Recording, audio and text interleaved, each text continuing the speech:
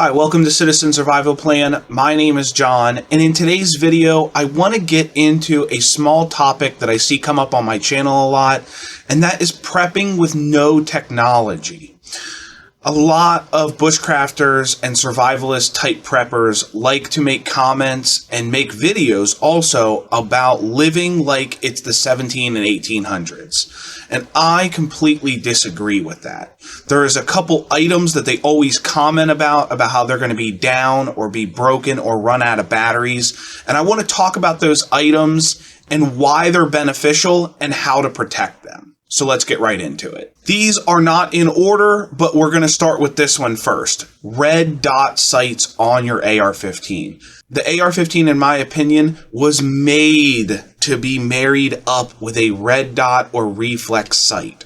Red dots offer the fastest target acquisition and are just superior to anything else you can put on your rifle.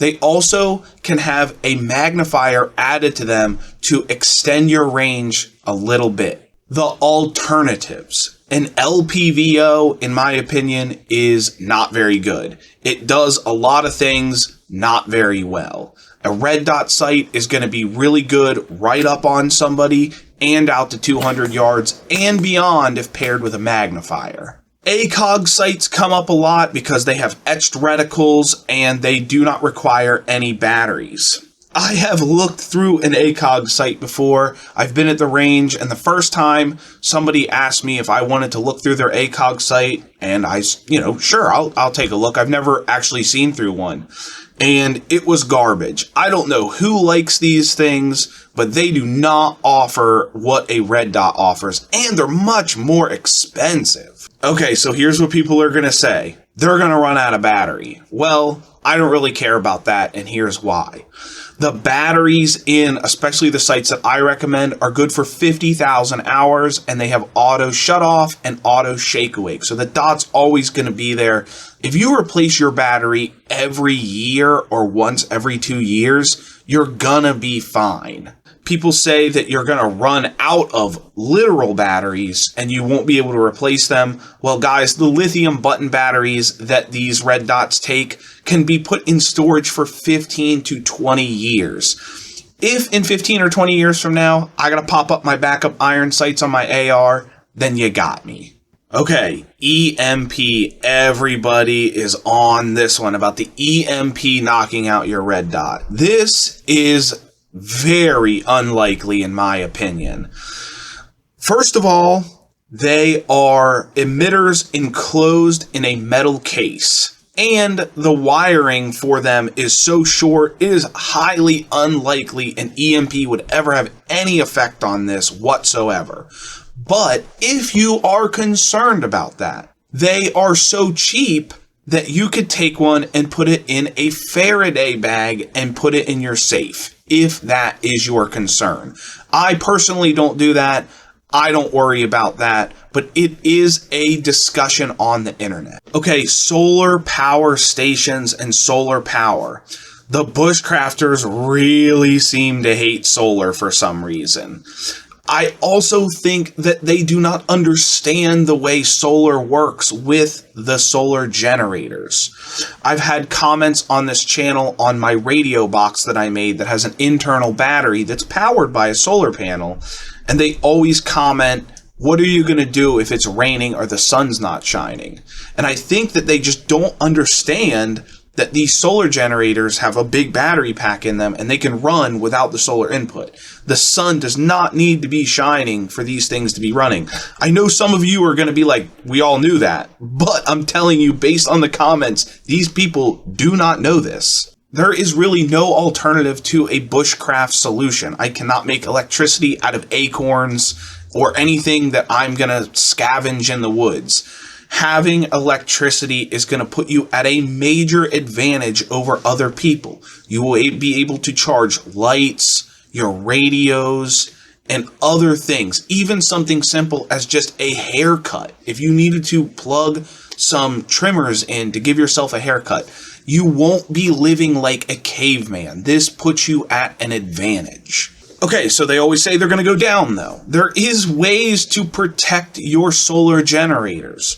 There's 2 ways that I know of. You can put this in a Faraday bag, and depending on how big or small this generator is, this can be difficult. So, over at Faraday Defense, Dr. Arthur Bradley studies EMPs basically for a living. He has an entire channel on it, and he has some products that you can protect your equipment with. One being the AC trap. This is what I have in my solar generator. It offers good protection from this going down.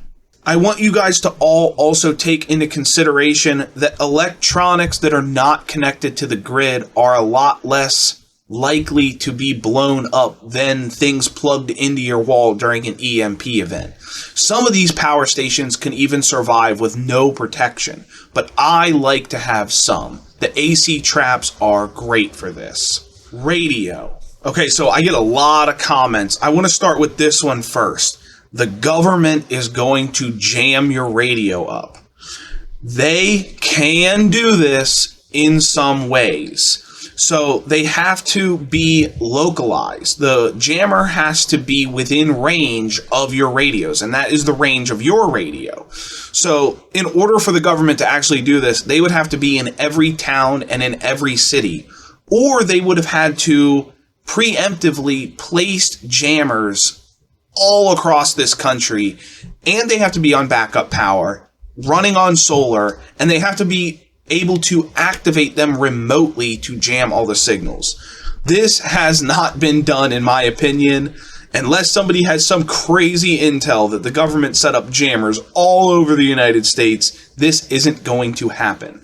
Now, people have commented that in hotspots like on January 6th that they did have jammers running.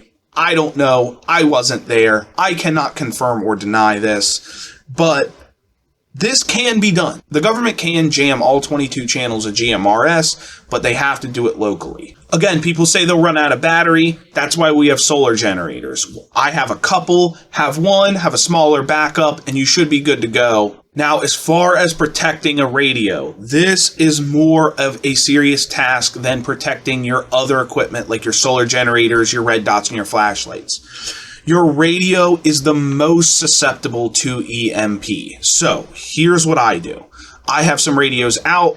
They're sacrificial. We use them and they would probably go down. But handheld radios and having a base station is not that expensive. You can put these in a Faraday bag, in an EMP can, like the ones, I know you've all seen them. You line the inside with cardboard and you place your radios in Faraday bags in the can. This is going to offer you double protection, and you should be perfectly fine as long as the antenna is removed and is in the bag in the can. Okay, electronic hearing protection. This one I didn't know the bushcrafters were scared of, but I want to get into this. I love electronic hearing protection. It offers you 360-degree hearing, and it suppresses sounds when you are firing a gun. This is going to be critical when you are defending yourself, or if you are out and you need to hear what's going on around you. People say the Bluetooth models can be tracked. No problem. Don't buy a Bluetooth model. Just get a regular electronic hearing protection set. Don't get the Bluetooth if that's what you're worried about.